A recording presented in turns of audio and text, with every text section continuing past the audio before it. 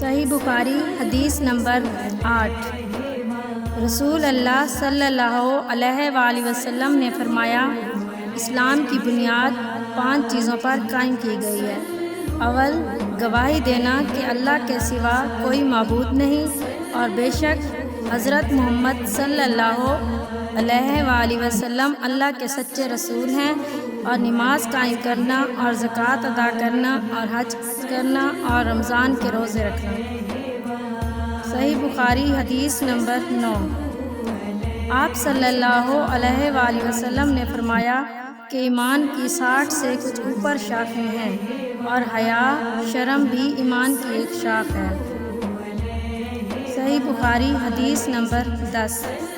آپ صلی اللہ علیہ وآلہ وسلم نے فرمایا، مسلمان وہ ہے جس کی زبان اور ہاتھ سے مسلمان بچے رہے، اور مہاجر وہ ہے جو ان کاموں کو چھوڑ دے جن سے اللہ نے منع فرمایا۔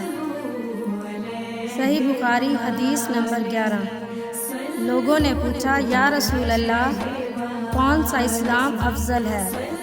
تو نبی صلی اللہ علیہ وآلہ وسلم نے فرمایا، وہ جس کے ماننے والے مسلمان کی زبان اور ہاتھ سے سارے مسلمان سلامتی میں رہیں۔ صحیح بخاری حدیث نمبر 12۔ ایک دن ایک آدمی نے حضرت صلی اللہ علیہ وآلہ وسلم سے پوچھا کہ کون سا اسلام بہتر ہے؟ فرمایا، یہ کہ تم کھانا کھلاؤ اور جس کو پہچانو اس کو بھی اور جس کو نہ پہچانو اس کو بھی، الغرض سب کو سلام کرو۔